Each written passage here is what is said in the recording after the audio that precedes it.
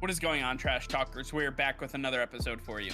In today's video, we're going to be talking about the top storylines from each team in the NFC East as we head into training camp. All that and much more coming your way right now!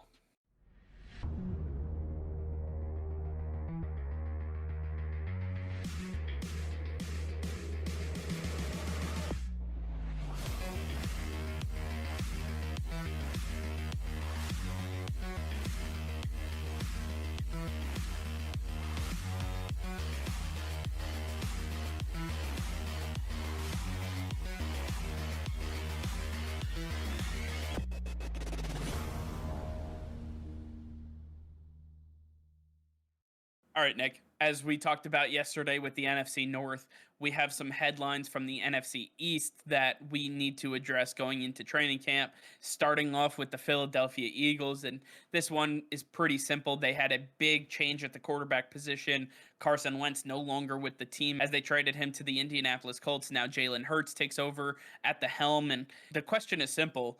Will Jalen Hurts prove them right in this trade? Will he prove the front office right? Will he rise to the occasion?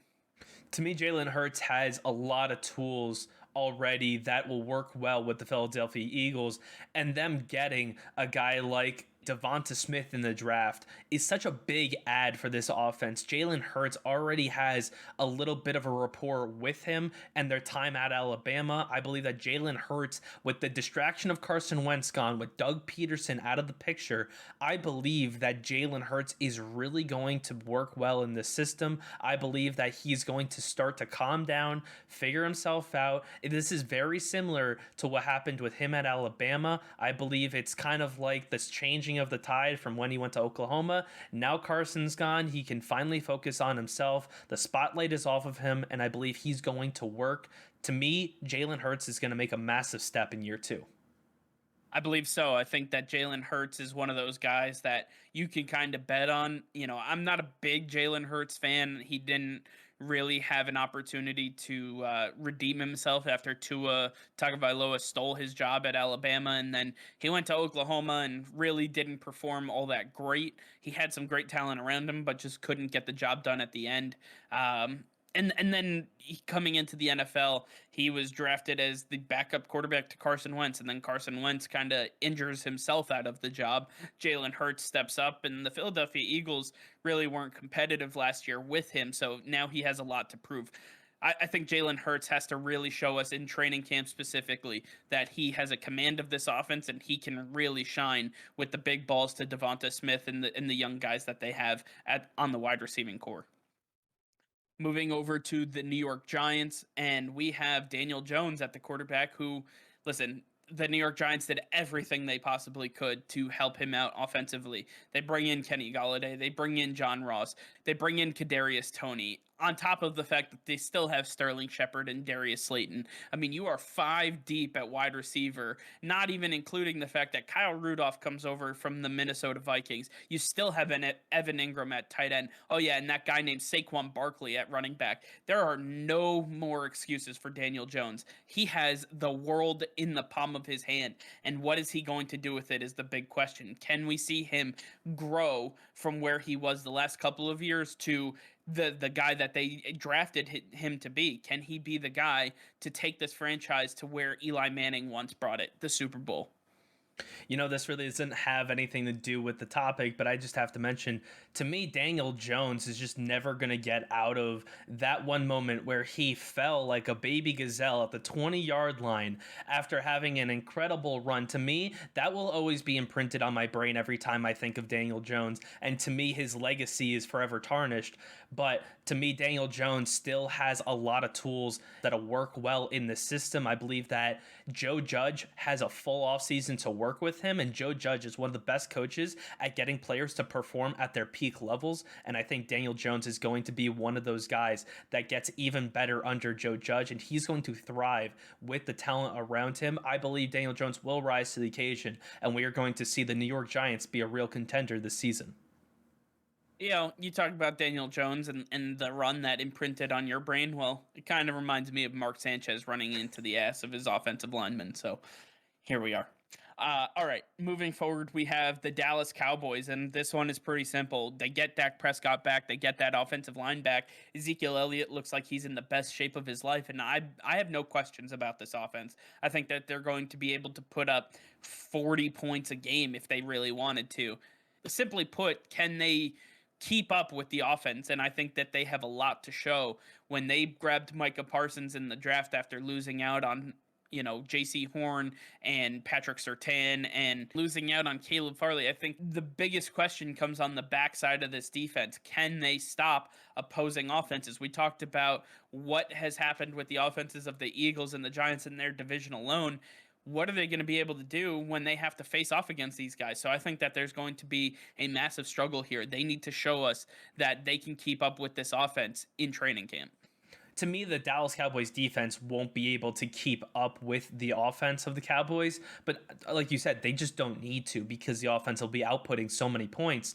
The defense really only needs to make 1 to 2 stops a game and they'll win the game. That's all it takes. Up front, I believe the Cowboys are at their strongest. Their front seven is where it's at, and the linebackers are really going to anchor this team down. Micah Parsons has got to show up day one for this team to really work well together. Micah Parsons was a baller at Penn State, and he's going to continue to be that workhorse for the Dallas Cowboys. He is going to be the linebacker they can rely on to not get injured and to be there all year round.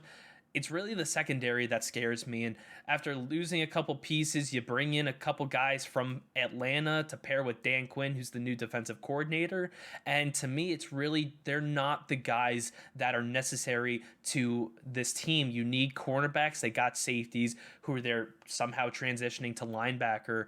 I just don't understand the secondary moves that the Cowboys have made. And I just don't think, even with training camp in front of them, with the full training camp to go, I don't think that the secondary is going to be up to snuff, and it's really going to be on the front seven to carry the Cowboys defense. It'll be interesting to say the least, but then we move on to the Washington football team, who did end up winning the division last year. And I have the reverse question for them. Can their offense keep up with their defense? The defensive output that the Washington football team has is just going to be absolutely phenomenal. Although starting with the front seven, they are arguably the best front seven in football. And then on the back end, they're going to be able to stop a lot of guys. They got better, which is just unfathomable to me, but they did. And then on the offensive side of the ball, you add Curtis Samuel to this wide receiving core, but the quarterback situation is always the biggest concern for me. And having Ryan Fitzpatrick as your quarterback, while he's great in some instances, he is absolutely terrible in others. And he's kind of hot and cold. He's one way or the other and not both. And I think at the end of the day, Washington needs to really figure out this quarterback situation. And that's going to come in training camp. Is Ryan Fitzpatrick going to be able to keep up with the defense holding it down for them? Yeah, I really like the trajectory that Ryan Fitzpatrick has been on lately. And I'm going to say, yes, the Washington offense will be able to keep up with the defense. Scary Terry is there, and they've also added Curtis Samuel and Adam Humphries. Those are two big pieces that must be mentioned, because Curtis Samuel underneath is a very hard guy to stop. Once he has that ball in his hands, he is off to the races. It is very hard for anybody to catch up to this man. And then Adam Humphries, he's the sure catch that they need on this team. And all of this is going to create separation for Terry McLaurin, who has some of the most precise route running in the NFL. And with the one-on-one matchups he's going to have, it's going to be very hard for him to be stopped. If this team can put it all together, if this offense can find the cohesion in training camp, they will be able to keep up with the defense and continue to win the division. I believe that it really falls on Ryan Fitzpatrick and Terry McLaurin getting their chemistry together, but I believe that all things need to be clicking for them, and I believe that it will by the end of training camp. Absolutely. There's a lot of questions in the NFC East, a lot of teams that have made some really big improvements, but can they all be put together? We have quarterback questions once again with 3 out of 4 of these teams. The only team that obviously has it answered is the Dallas Cowboys. But can Dak Prescott rebound from his injury? There's a lot of things going on here. I'm interested to watch the NFC East specifically.